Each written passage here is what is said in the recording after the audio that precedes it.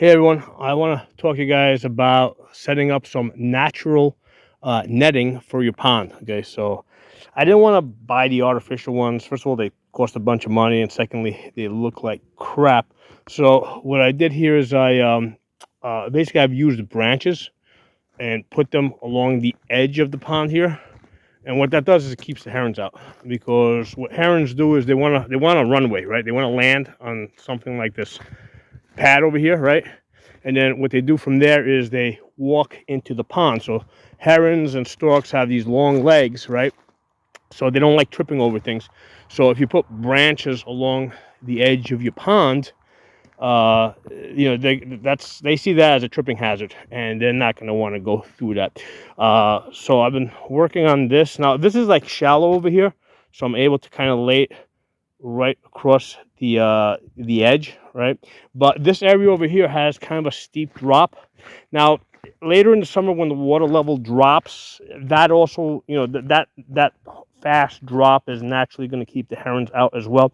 But right now, early spring, we're getting more rain, so it's a bit higher up, so I can easily see a heron kind of sitting on the edge and trying to fish the fish out. So what I did is I took some branches, right, that they have basically just dropped in the woods over the wintertime, and I put them across, right? So I put the thicker branches across, and then what I did is I took the thinner branches that have like hands that come out like this, like fingers that come out, and then I laid those horizontally across the other the thicker branches. So it's a natural netting that's definitely going to keep the heron out. Okay, so I put in a bunch of shrubbunkins and shrubunkin goldfish and fantail goldfish last night. You can see one red one swimming right there. So I'm trying to figure out, okay, these guys are a little bit more expensive than the common goldfish. I did get them on discount for about $2.50 each. See one right there, red one.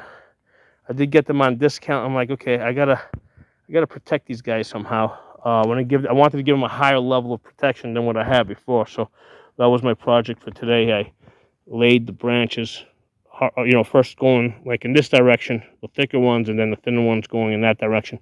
And that created a natural netting. There's that shrubunkin over there swimming around. So that's a slow swimming fish. So it's almost something that you could almost catch with your hand. So I would have no chance against the heron.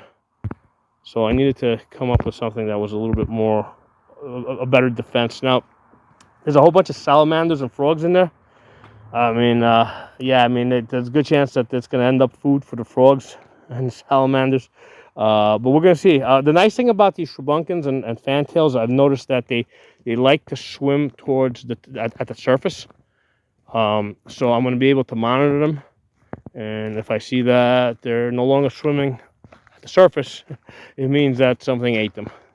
So it's a little, I added that little solar-powered fountain earlier today. That basically helps aerate the pond. The splashing water creates air bubbles, which adds additional oxygen to the pond. Pond fish really don't need extra oxygen, but it helps. So that's my heron defense. There you go. There's one of the fish tails right there, the fantails. See it right over there swimming. So I like these fantails and shrubbunkins. They've been very active near the top. Now it might be that they used to being like fed, so they're coming to the top looking for food. Maybe they just haven't figured out that they got to hunt on their own now. They gotta work for a living. So that might be the reason why they're swimming at the surface right now. They're waiting for somebody to feed them. But they're gonna figure out soon enough that they gotta work.